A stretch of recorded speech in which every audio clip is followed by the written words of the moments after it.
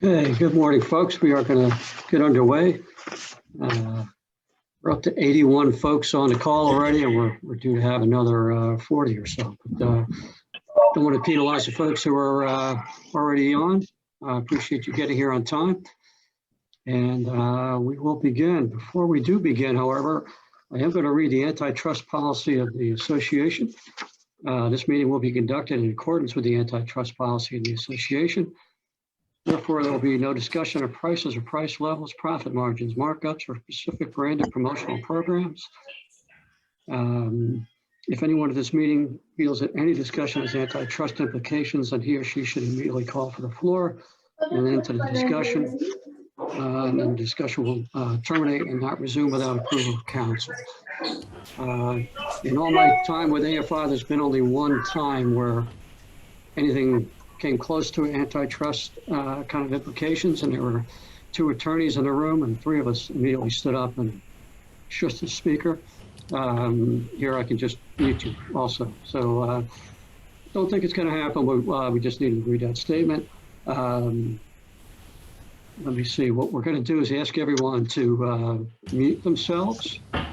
And I'll kind of run over how we're going to do the program today. Yeah, I'm just checking here. Okay, good. A quick intro. Most of you know who I am, but I'm Bob Bauer. I'm the president of AFI. I welcome you to this session. We're going to start out with an overview of what's going on from Nick Responti of the New Jersey Port Authority. And we figured that was a good way to sort of create a picture, maybe a little more picture than, or more diverse picture perhaps than you see just from your own desk. And then we'll follow that up. I'll go over some steps AFI has taken to date and that sort of thing. And then since there's so many people on the call, we really can't have a full open discussion like that. So we're going to assign you to breakout rooms. And in the breakout rooms, you'll compare notes, that sort of thing. And then we'll come back from the breakout rooms and kind of share ideas discussed there. Again, we'll ask folks to mute themselves, and we'll get right into things now. So with that, I am going to turn things over to Nick Responti, who's become a good friend of AFI's over the last couple of years since he got into his role, his current role there at the Port Authority. I reached out to Nick when these issues started happening, and he was gracious enough to offer to give an overview for us this morning. So with that, I'll say welcome, Nick, and thank you, and we'll turn it over to you. Great. Thank you, Bob. And again, thank you for the opportunity. Always appreciate things of this nature. And good morning, everyone. So when Bob reached out to me to do something like this, I jumped right on it. Always like to do this type of stuff with any shippers or users of the port, or in general. But I just want to note, I'm going to be speaking more generally to the state of the industry. And it wouldn't be the typical Port of New York or New Jersey marketing pitch that I would normally do, that I think some of you have participated in person in the beginning of last year, which was nice. Looking forward to doing that stuff again. But I will be using our numbers to help highlight and explain the story, because it really does. I have a few charts that I want to go through that show cargo volumes over the period of time, really. From the beginning of the pandemic last year up until now, that really help tell the story and explain the narrative. So that's really how I'll be talking about the Port of New York and New Jersey. But aside from that, I am happy to take any questions, or offline, if you have any specific challenges or issues with regard to the Port of New York and New Jersey, we can certainly address that. I'll be sending contact information and these slides, and Bob can share them with anybody. I'm always happy to engage offline. So again, Nick Responti, I work for the Port Authority of New York and New Jersey, specifically in the port department, and I'm on the business development and industry relations team. So if we have three primary goals, it's one, promote and market the Port of New York and New Jersey. Two, always retain and improve our existing business. And then three, work to attract new business or new customers. And when I say customers, right, really referring to that end user customer or the shipper, importer, exporter, your BCO, your beneficial cargo owner. But really, we also work with every entity throughout the supply chain, whether it be the ocean carriers, freight railroads, truckers, forwarders, 3PLs, trade associations, obviously our marine terminal operators. We're a landlord port, so we work very closely with them, but they operate, their own private operations. So working with all those types of stakeholders, we really get a good high level picture of what's going on. And we do have our fingers on the pulse of what's going on in the industry. So again, we're going to go through some charts and then cover some key industry trends. Happy to take questions and stick around in your breakouts, or Bob, however you want to do it. I'm open to keeping things informal. So whatever we have to do. Now I will share my screen.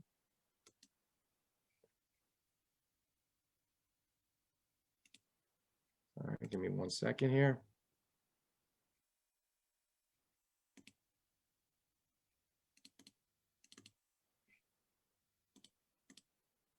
Okay, can you guys see that? Yes, thank you. Okay, great. So I already gave the intro. So right off the bat, we'll get into this quickly here. So this would be your typical this line graph here. Would be your typical seasonality chart, right? So if you look at the red line, right, that's 2020. But if you look at the years prior, I always like to reference 2019. So that's the orange line here. That was a regular, very high volume, record-breaking, successful year. So you could see you had your normal seasonality flows, Chinese New Year, your typical restocking, your Christmas peak drops a little bit, toward the end of the year. And then look at the red line. And I think, this really explains a lot. So initially, if you go from March, April, really through the end of June, right, that slowdown was associated first with supply side closures, at origins, primarily China, Southeast Asia at first, right, where the virus originated, and then continued furthermore on the demand side as it went through Europe and then the US and really the rest of the world. But, that slump and those slowdowns were associated with the closures that were put in place from government, stay-at-home orders, things like that. But then if you look, right at the end of June, and it goes up extremely, right, significantly from July and then into August, where we on the East Coast really felt the initial surge and then the sustained peak that took place after that. But on the West Coast, some of you may have already felt probably in more of early July that started happening again. Consumer goods coming direct from China hit them a little quicker, and it eventually made their way to the East Coast. So I just like to emphasize this side, because these slowdowns were directly attributed to the manufacturing closures that took place, and then also the closures on the demand side. But then once people got a little more accustomed to dealing with the stay-at-home economy and things like that, the situation changed quickly. The ocean carriers responded initially by deploying taking out services, right, blank sailings, and I'll talk a little bit about that more. But then they quickly turned them back on, and they've been very flexible since, in order to accommodate the demand associated with really these you hear unique, unprecedented, disruptor, all these things to describe what's going on right now, and they are all true. If we can go back to when tariffs were the only challenge, or weather, or a little bit of both, we might take it. But certainly a lot going on right now, and it is all associated, with volume. So just another quick line graph here. This is only going back 3 years. Again, I like to use 2019 in the gray as the benchmark, but you could see already toward the end of 2020, this doesn't look as extreme, but in terms of percentage increases, it's a lot of freight, and it's a lot of freight very fast, when capacity was taken out of the system to respond to, as I mentioned, those associated slowdowns related to COVID-19 restrictions. But then, going into 2020, you see these red charts. And again, so sorry, on the left side, this is just our monthly TEU volume, the number. And then, on the bottom is each month throughout the years. But you can see, which would typically be, the slower time of year already in 2021, we are looking at just significant numbers. And again, benchmarking against 2019 as a more normal record-breaking high volume year anyway, these are serious numbers. So this chart here refers to the monthly fluctuations. So it would be the percentage changes year over year. And I really like to use this one. So I'll start, if you go to April, right? So in the blue is 19 to 20. So that's really the 2020 month to month percentage changes. And you can see the slowdown directly attributed in April, May, June, July, starts to creep up in August. And then we're looking at a 15.4% change from September 20 to September 19, and so on and so forth. And you can see where this would be your normal peak season. If you're going back to that line graph, well, it just stayed and kept going normally in November and December when things would slow down. And then going further again into 2021, I mean, just look at March's numbers. This is significant. So again, I just want to use the Port of New York and New Jersey's numbers because this story really is being told across the board at smaller ports. LA and Long Beach, larger gateways, each are handling it a little bit differently. Some good, some worse. I'm not here to say that or call anybody out. But this really does help tell the story. So if you were to annualize this freight in this past 6 months, turn that volume number into an annualized rate, we'd be looking at, about 8.7 million TEUs a year. So last year, which again was a record-breaking year, we did 7.6 million TEUs. And in our typical year-to-year increase is about 4-5% average increase. That would be a 14% increase. So I'm typically not a numbers person, but I really like to emphasize this right now because considering how quickly the volume increased significantly from July to August and just stayed at that sustained peak, it's really not surprising why the entire supply chain, has not been able to keep up. The supply chain really did not have a chance to what would normally have taken place over, say, several years. The Port of New York and New Jersey, we put out a master plan, a 30-year master plan, and it said we wouldn't be at those annualized 8.7 million TEUs a year till about 2025, 26. So the supply chain and all the entities in the supply chain, really did not have the chance to prepare for what would have normally been 6 years of incremental growth and development that really took place in 1 to 6 months. So we're talking infrastructure, facilities, staffing, technology, personnel, equipment. So as a result, the supply chain has just been operating at or above capacity ever since.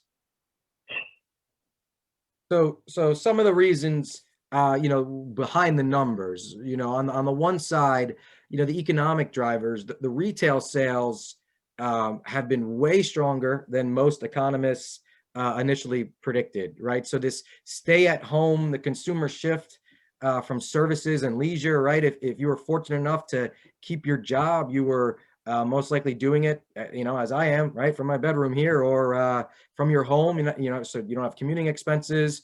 You're not going out as much. You're not doing other things that on the entertainment side that you just couldn't do or might not have done as much. So, a little bit of discretionary income and disposable income as well as government stimulus. So people are in their homes or outfitting their home offices or, exercise equipment, all these things that you read about, these consumer goods. That's absolutely true. And there's really no way, to prevent that, unless you're going to shut off people's internet connections or literally go out to retail and stop people from buying goods right now. So, on the supply chain side, the service providers, they had to respond and they had to respond fast. So, the ocean carriers, after they put all these blank sailings out, they had to redeploy to catch up. So all the assets were taken out of service across the supply chain during April through July of 2020. And then they had to quickly turn around to catch up when retailers and shippers realized, oh boy, we need to catch up. We have an inventory deficit. We have a demand deficit. It went from just-in-time delivery with e-commerce to, geez, we need to catch up. We need to build out our inventory. We need to restock and also keep up with demand.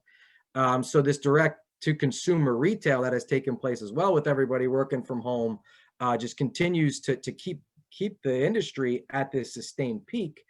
And then some other factors on the supply chain drivers. There's been this intermodal rail shift from West Coast to East Coast ports because of that extreme volume that first hit the West Coast and made its way throughout other gateways.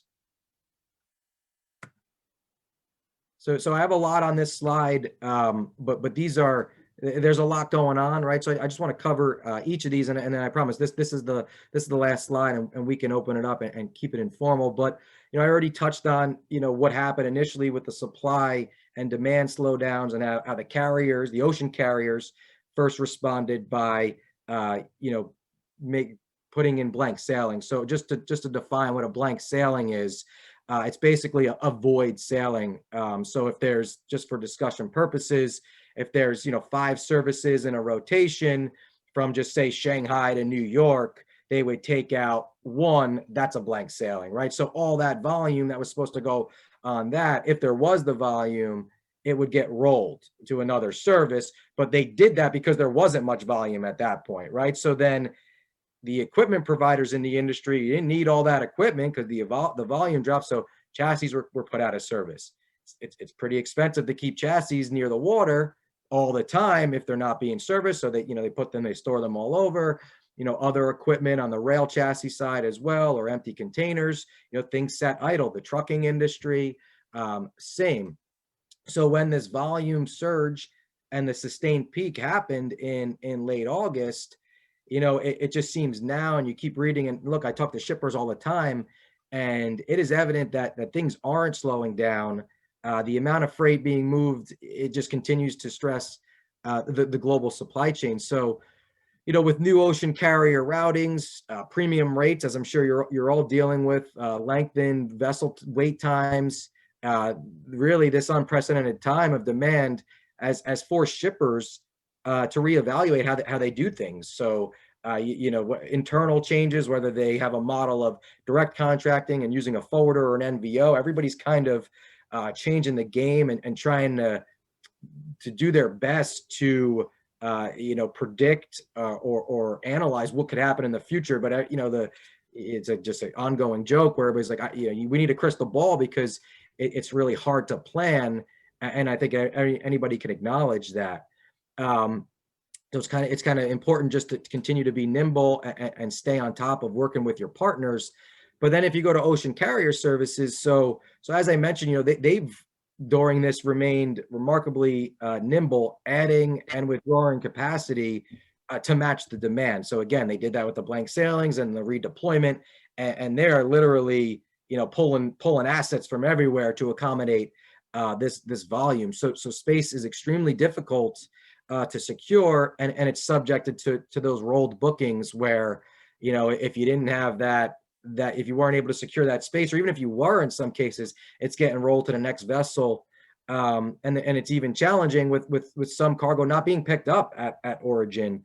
We're already hearing that, May capacity is filled, and June is filling up quickly as well. So again, the carriers are just trying to accommodate this volume, and believe me, they are putting in every asset in their services. They're adding new services, port calls, changing their rotations, adding extra loaders to accommodate this freight, things of that nature.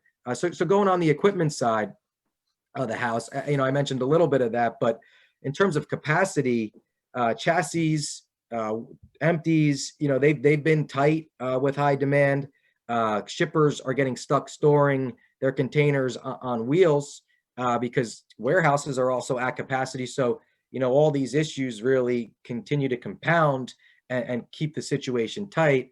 With regard to the empties, ocean carriers during the past several weeks or even months, when they have the assets to do it, they are deploying what's called sweeper vessels to help evacuate empties, on the import side and get them back to origin to keep the supply chain fluid.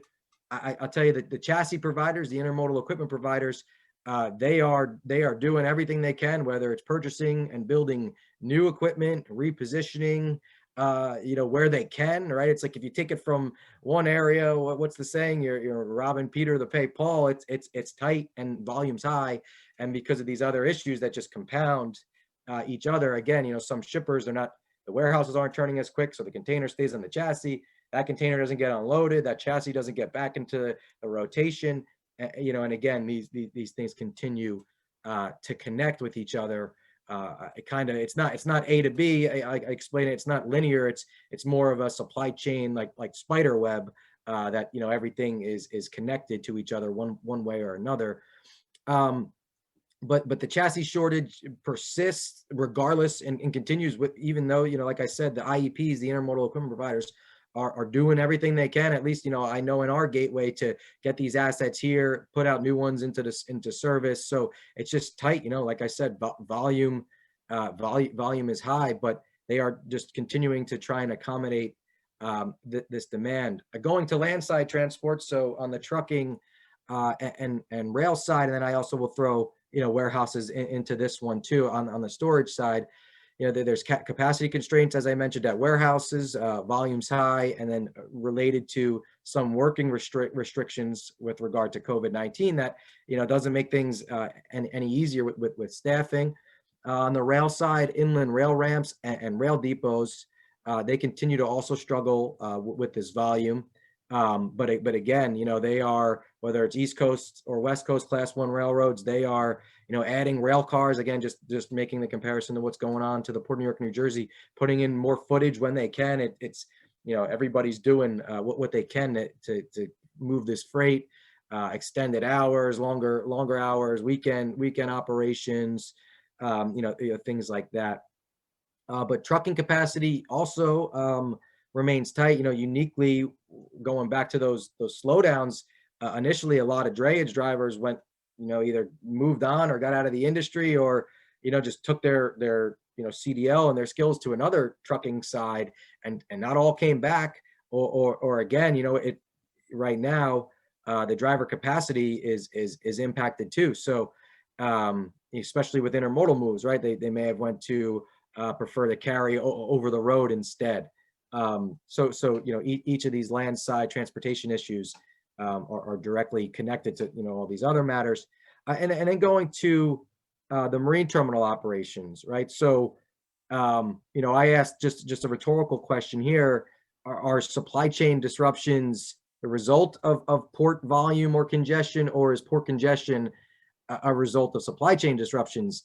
I don't expect anybody to answer that, and you could definitely get into a good discussion about which way it goes. But it just, what's going on at ports or marine terminals, it's just, they're not necessarily the cause of the congestion, but it's all compounding at gateways, right? So it's where it's most visible.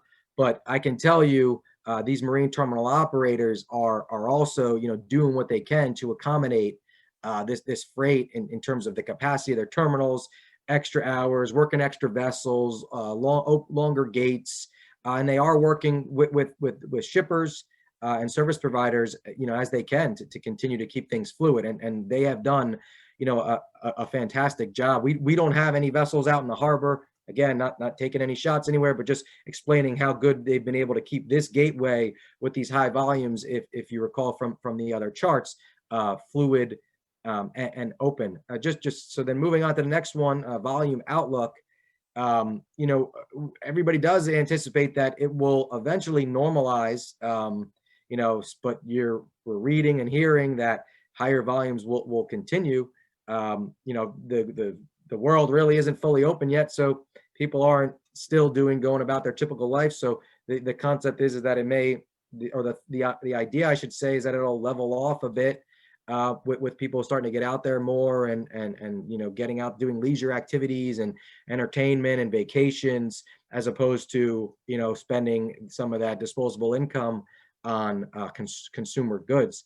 But also it's important just to be realistic about, the expectations and how much additional equipment and how much additional services do these service providers continue to put in when knowing that, this level of volume, is not going to go on forever. But, again, this isn't about, stirring the pot or pointing fingers or allocating blame. Really everybody's in this together. So the way, our philosophy at the Port of New York and New Jersey, it's really been focusing on being part of the solution and sharing information when we can, and collaboration with our shipping community and our operating partners. Because again, as I mentioned, common themes earlier: major disruptor, unprecedented, unique, one of a kind. That those aren't excuses. Those are true and real conditions of what's going on right now. So I'll end there. And again, that was a quick overview, but I hope that was helpful. I'm happy to answer any questions. There's certainly a lot going on. And Bob, you mentioned the breakout sessions. I'll stick around. I blocked off the hour. But again, anything offline, here's my contact information. Bob will have this slide deck. I'm always available. Please take advantage of myself and my colleagues. We're there as resources, and that's what we want to be used for. So please don't hesitate. And thank you all again. I really appreciate this opportunity. Thank you, Nick. We appreciate it as well, your time and your insight. What we'll do now, for anybody who has a question to Nick, you can unmute yourself and ask your questions, and then we'll move on to other components of the whole issue later. But for now, any comments or questions that Nick might be able to help us address, feel free to unmute yourselves and we'll go from there.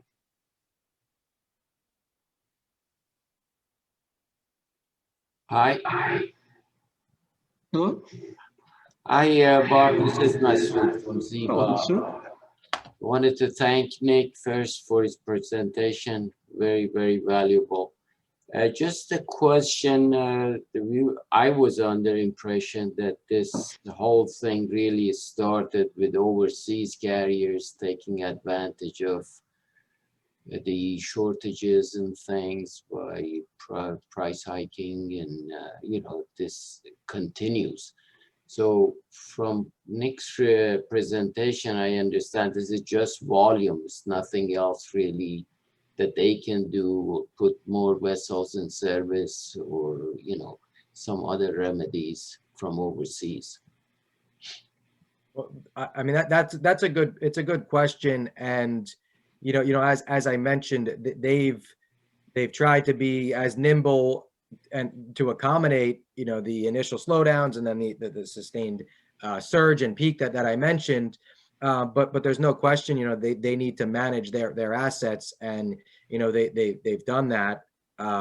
If you've gone from a service to now, it's almost like they have their own. It's a commodity now too, ocean carriers, and it's a hot commodity, right? So those rates are. You're absolutely right. I mean, the rates have gone up significantly. That I'm not telling anybody anything that isn't readily available in the trade press or out there already. So yeah, I mean, their space is at a premium, and as anything in economics is at a premium, the rate goes up. So there's no doubt. I mean, these are the highest rates I've seen, and even going back further.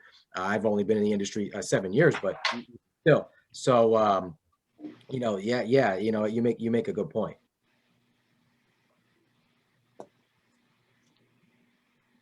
Any other questions or comments for Nick?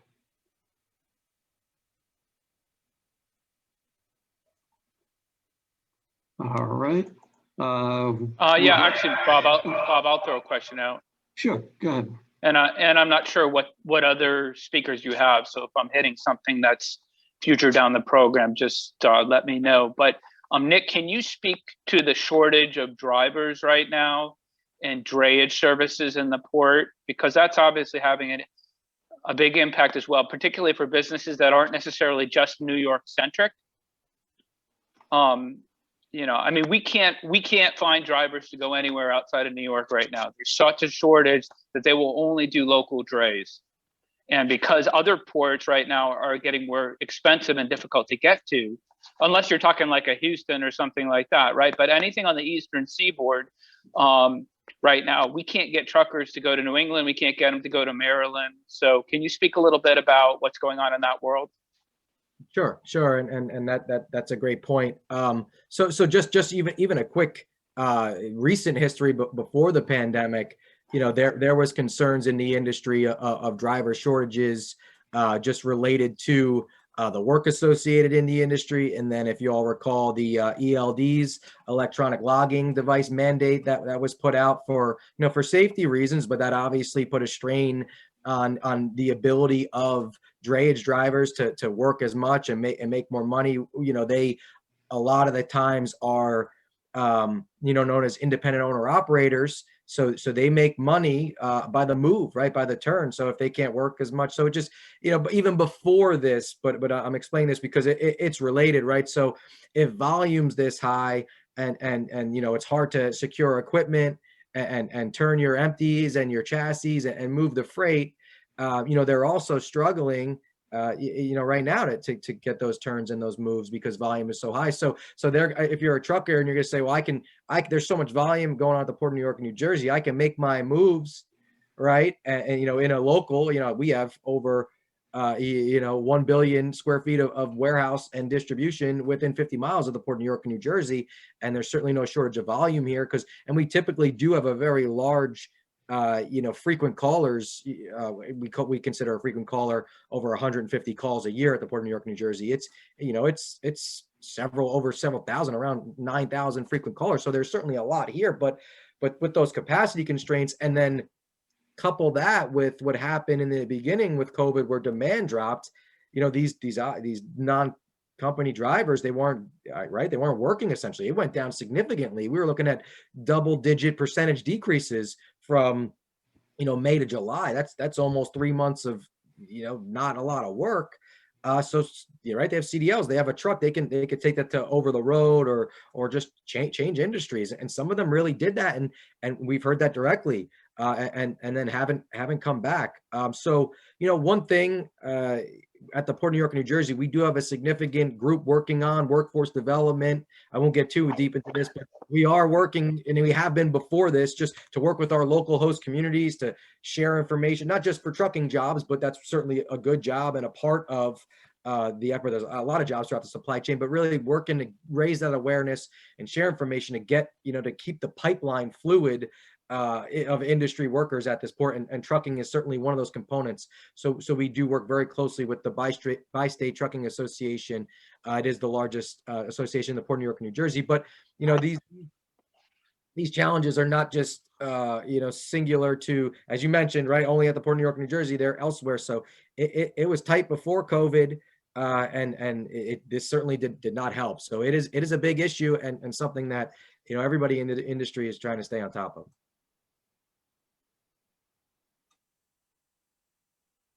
Okay, sounds good. I think what we'll do now is we'll move on to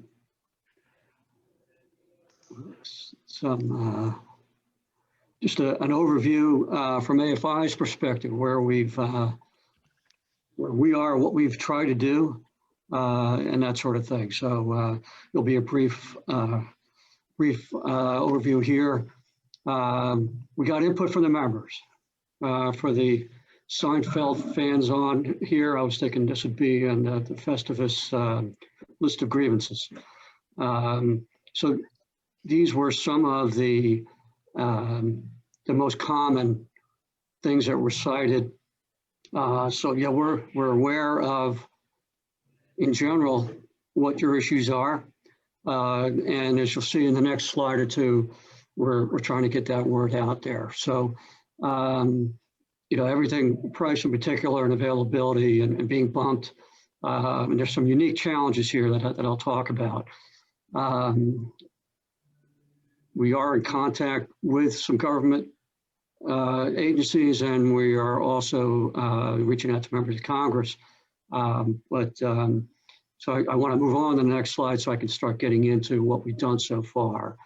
So the AFI board obviously is keen to what's going on. The last 3 board meetings, the board has discussed this. More time at each meeting actually going toward it. So one of the suggestions was, let's get some input from the members. So we did that. Now, just a reminder, it's your association, it's your ability to get, to be able to provide input and, okay, let me see if I can get rid of that block thing there. Let me just turn that on. Sorry about that. I'm having trouble moving that. There we go. Let me get rid of that. All right. Sorry about that. Okay. So now you're going to see what I say at the bottom. Okay. But anyway, when we reach out to you for input, it's in your best interest to let us know and provide that input. We only had about 10 members provide us input. Still enough that that we could go and have enough information to share. But there'll be another request for input coming up. And the more we get, the better picture we can provide. So I urge you to do that. I've reached out to members of Congress, particularly here in New Jersey, because it's easier to do that. It's almost every member of Congress here, but also in other areas. One of the members, one of AFI members said we need to make noise. We've been trying to do that. That's been on an AFI only basis. We've also been reaching out to other trade groups a lot. And what we're finding is that there's not an interest in addressing this issue because the chance for success is viewed as very small. Even one of the lawyers I talked to said there's no obvious route to using the federal government to, quote, fix this. And another wrinkle that comes into it, a lot of the times when there's an industry issue, the coalitions are formed or led by larger companies. They're not being as impacted as much as you are because they're still getting on the ships. They're paying more, but they're better able to get their stuff on the ships than you because of their volume. So some of our usual partners, and AFI has been a part of a port issues group for years. They have no interest in addressing this, not as a coalition. The exporters, both of agricultural products and other products, are also coming at this from a little bit different angle than we are. So they're not necessarily looking to, some of their issues are different, so they're not looking to be involved in a coalition, at least at this point. I was actually, Nick's organization runs a port users group. So I expressed at the last one a concern about the issues AFI members are raising. And someone from the FMC called me that day, Federal Maritime Commission. She reached out to me later that day, and that's how we started the ball rolling with the input provided to the FMC. So she's reviewing the information that we provided based on the input from members, and she's got to get back to me and let us know what kind of steps that we might be able to take. And we'll continue to kind of go from there. I put where are the lawyers on there. When an issue comes up in general, for example, there was an anti-dumping duty petition filed on honey a couple of weeks ago. 6 law firms reached out to me that day, said, you need help? We're here. No law firm has reached out to us on this issue. And when we've reached out to law firms, like the one said, there's no obvious route. We can try something. And so it's an issue there. What I'm convinced what we need to do is, and I'll take any help I can get, and the law firms haven't been able to respond and tell me how to do it, but we need to form a coalition of importers of the approximate size of the companies that make up AFI, not the huge guys that are still getting on the ships, but the rest of us, basically.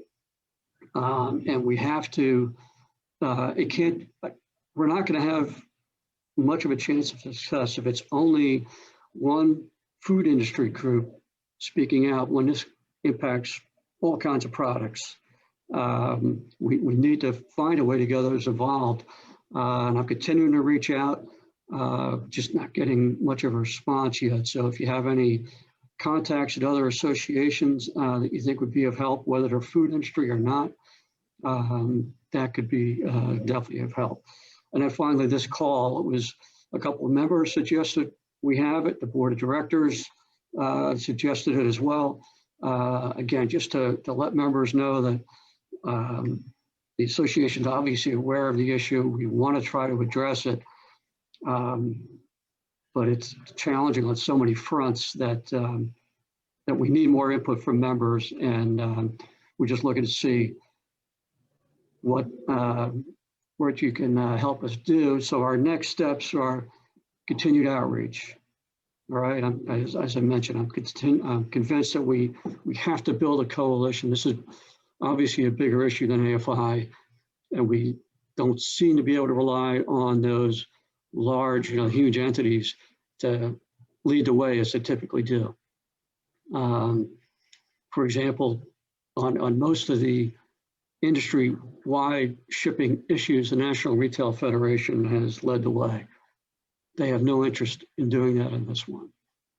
Again, because some of where they're coming from is diversion from where we are. So that's been an issue.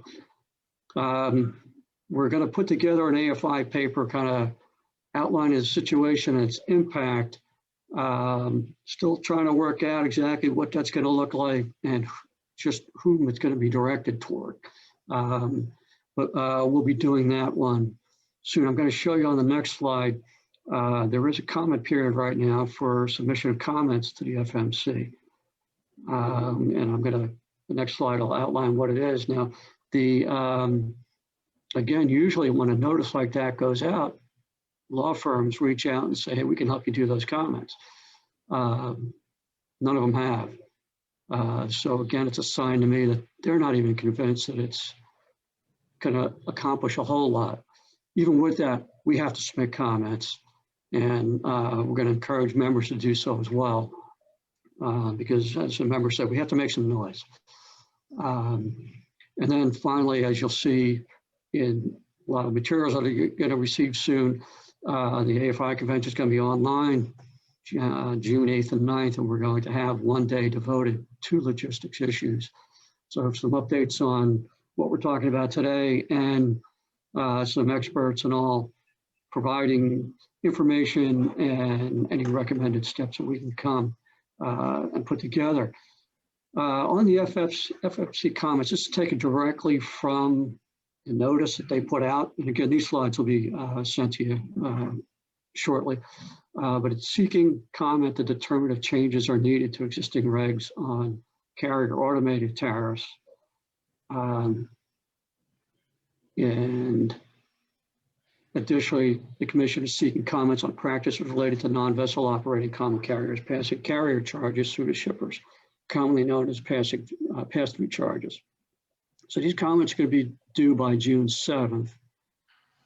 So what we're going to need from members is points that you think we should be making in our comments.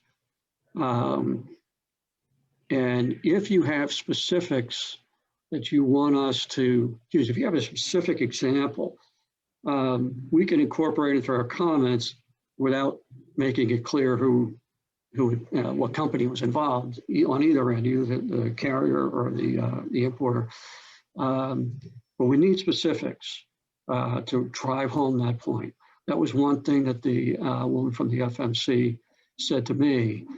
General comments are okay, but you give us specific comments, it's a lot easier for us to do something. So that'll be it there. There's the address where you can submit comments. And again, we're going to recommend that folks do that. We'll try to put together a template. It's a little bit harder in this case because it's a little bit different of an issue than some of the other ones we've been able to create templates for. But AFI will indeed be submitting comments. Just quickly, I wanted to throw, these are some things that because I've been reading all kinds of articles on not only issues, but any kind of ideas to try to mitigate some of the impact on this. And these were three that, may or may not be of help to you. We'll continue to look for them. Some of you are saying, you saw how this is, there's no way this could work for us, but maybe some of you, one of these will work, or a tweak of this idea. But the non-operating reefers, that was an option that I hadn't thought of. So I saw it in an article, I think in the Journal of Commerce. So, that might be an option for you. Moving to less than container load shipments. Again, it's not a big fix, but perhaps, it's something for you. And then I'm sure you've thought about alternate routes. There's some challenges in that and some additional costs, I'm sure there, but it might still be of some help for you. So those are, just three things that I saw that I thought I would at least share for you. But now we want to get into the discussion component of things. You're going to be put into breakout rooms, and rather than formally do it, it's just going to be randomly done, because the only way to assign breakout rooms, you have to know ahead of time the exact screen name that people are going to have. So since we don't know that, we're going to do it randomly. We just ask that one or two people from each room kind of take the lead, lead a discussion. It's going to be best not to focus on the problems, but more on any ideas that we as AFI can look into to try to mitigate some of this impact. And so, although venting might make you feel good, I think we need to focus more on, all right, what steps can AFI take or look into taking? Because then we can take that and see what we can do. So we'll have you go into the breakout rooms, 15, 20 minutes or so. And then when your group is done, come back into the main room. Once I see that, most folks are done, we'll get everybody back in. And then we'll have the leaders from each of the groups kind of lead the discussion. And then we can kind of open it up after that. I think it's the only way to have any kind of discussion with 103, I think, people that we have right now on the call. So we'll kind of go that way, and then we can kind of open it up after that. So with that, I'm going to stop sharing my screen. I'm going to assign folks into one of 6 breakout rooms. And so you'll be asked to go into your breakout room, go in there and have a discussion, and then we'll compare notes in a little bit.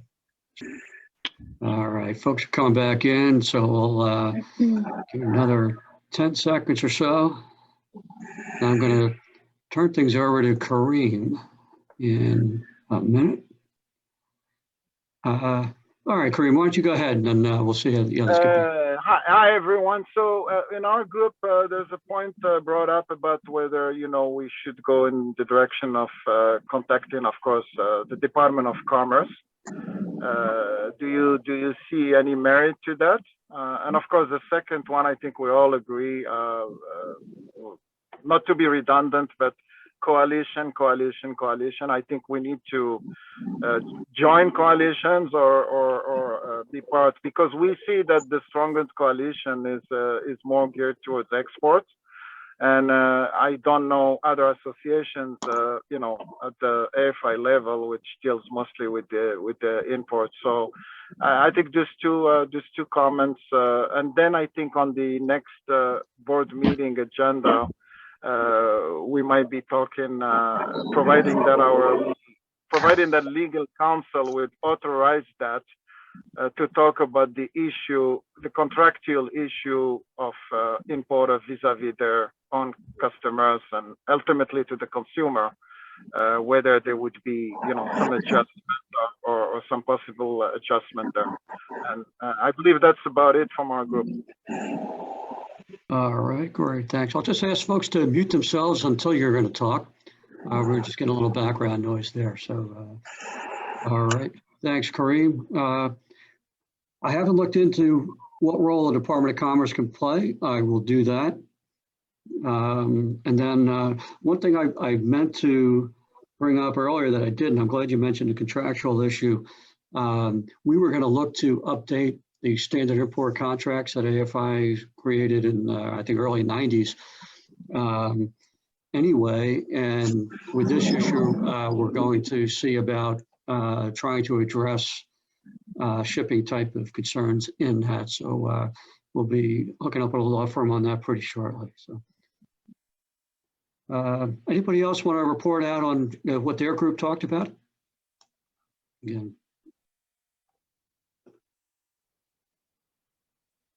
Yeah, we're down to 50 people, so I think we can do it enough. You can just unmute yourselves and pass on any observations or comments from your group. Hey, Bob, it's Cindy with Tour de Foods. I was talking to the group I was in, and I don't know if what I'm remembering even applies to this scenario, but I remember from years and years ago when the longshoremen and the truckers got into just such rate hikes and issues like that, that the government stepped in with the Taft-Hartley Act. Is it feasible that something like this could help with the rate issues we're having with the steamship lines now? Something I could look into. I doubt it because, as I mentioned, no law firms have reached out to me. And I think if that was an option, they would have reached out and said, hey, let's put something together and for X amount, we think we can get this done. So I will do some exploring around about that to see if that is an option. Okay. Bob, it's Peter. For the Taft-Hartley Act is really a labor act. Oh, okay. That's why they employ it when there are maritime strikes. It does not apply to this. Makes sense then. Yep.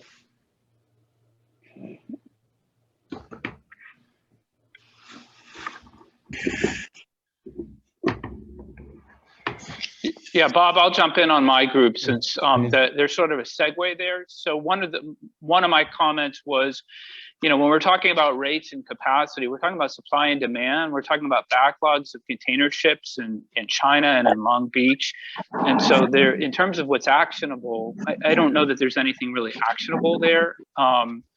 What's going to be actionable, I think, is going to come down to things like fairness. For example, one thing that was brought up is that, free times right now are somewhat being cheated on. Like there'll be containers that are given 2 days of free time and those 2 days are a weekend. Or, free time expires on Monday, but you don't get a pickup number from a shipping line until 3 p.m. And nobody's going to send a truck into the Port of New York and New Jersey in 20 minutes. You need the entire day's worth of time. So, that becomes a fairness issue. And that type of thing can possibly be actionable. Rates, I'm skeptical. Some other comments that were made by others, Eli brought up needing to coalition build and have a louder voice. Somebody brought up on the flip side, the need to be somewhat diplomatic with respect to getting space, and that you can jump up and down and yell and scream on one hand, but on the other hand, if you don't work the relationship with your forwarder or your shipper, that you just simply may not get what you need. And right now, oftentimes it's not about what it costs, but it's about being able to actually get the service. So that would be the reporting from my group. All right, thank you, Mark.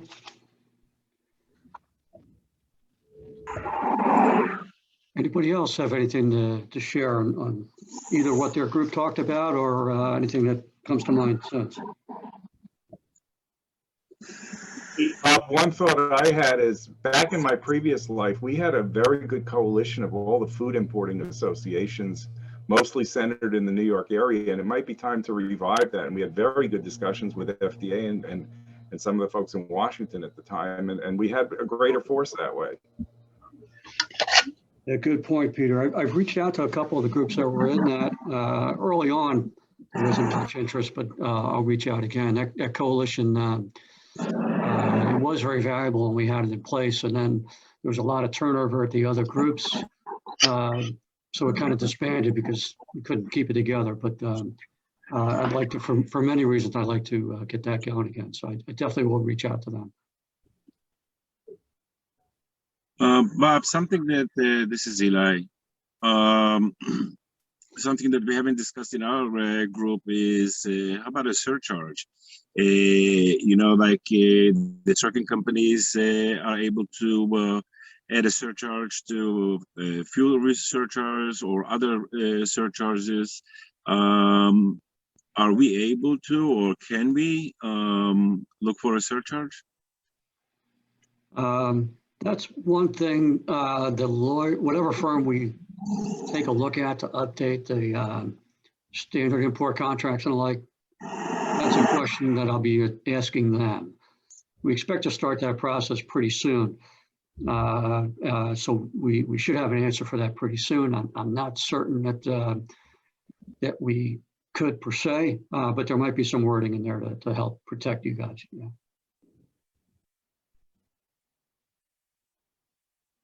Bob, this is Nancy. It's kind of goes along with all these issues about shipping rate. We worked with, besides our own contract at this point, you know, with the carriers, and those rates are not, it's basically it's a moot point because they're not going to share, they're not even going to give you the space. Then we have been working with several, I would say it's the top tier forwarders. And at this point, you know, we're leveraging using the forwarders and say trying to get some space.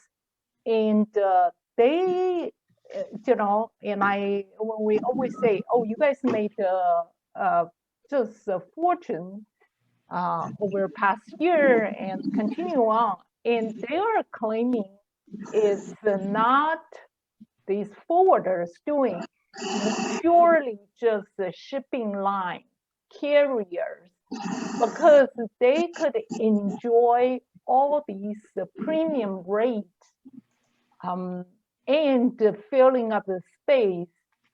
And so they wouldn't even bother to share any extra space.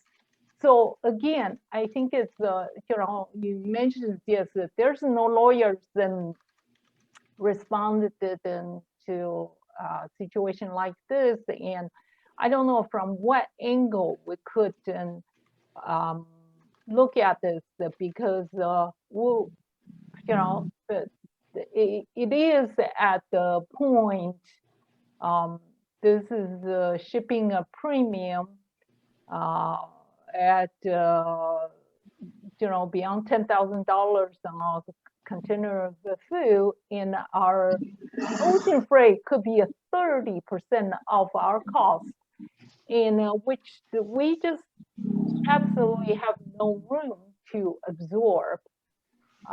This is just the hardship, and plus we don't see there's the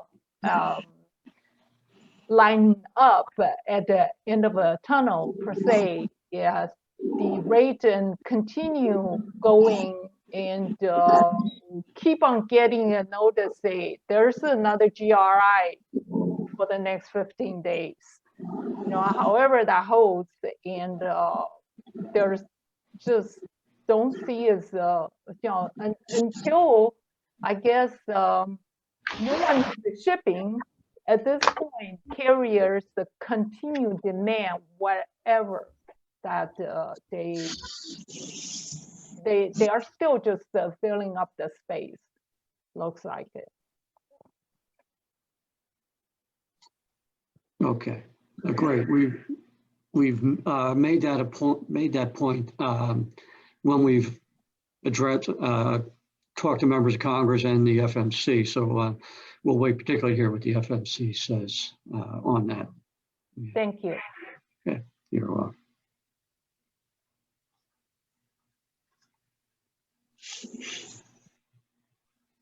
Anybody have any other comments? Again, either what your group talked about or anything else that's on your mind about all this.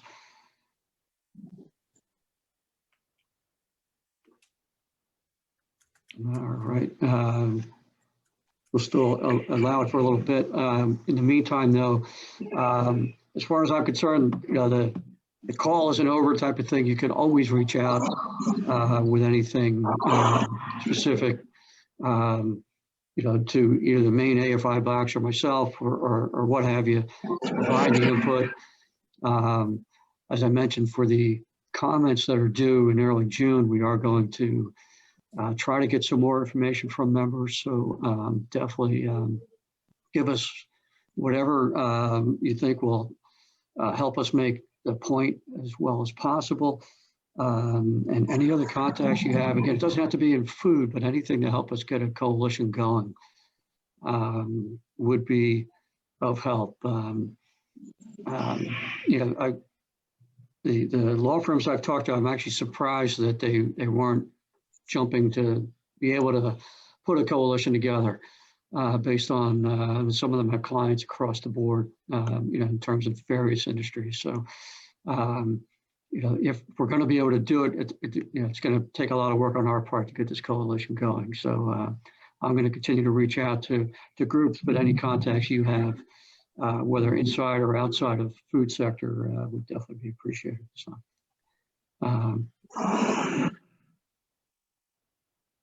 anybody have anything else then? All right, well, we're going to have the recording available for you and the slides. It usually takes a little bit to, you know, get the recording up to snuff. So look for that probably tomorrow. And then we'll go from there. Again, feel free to keep reaching out, and we'll do whatever we can to try to get some mitigation, at least, of what's going on here. So, Thank you, Bob. all. Thank Okay. you. Thank you, everybody. Thank Be you, well, Bob. stay safe. Thank you. Thank you.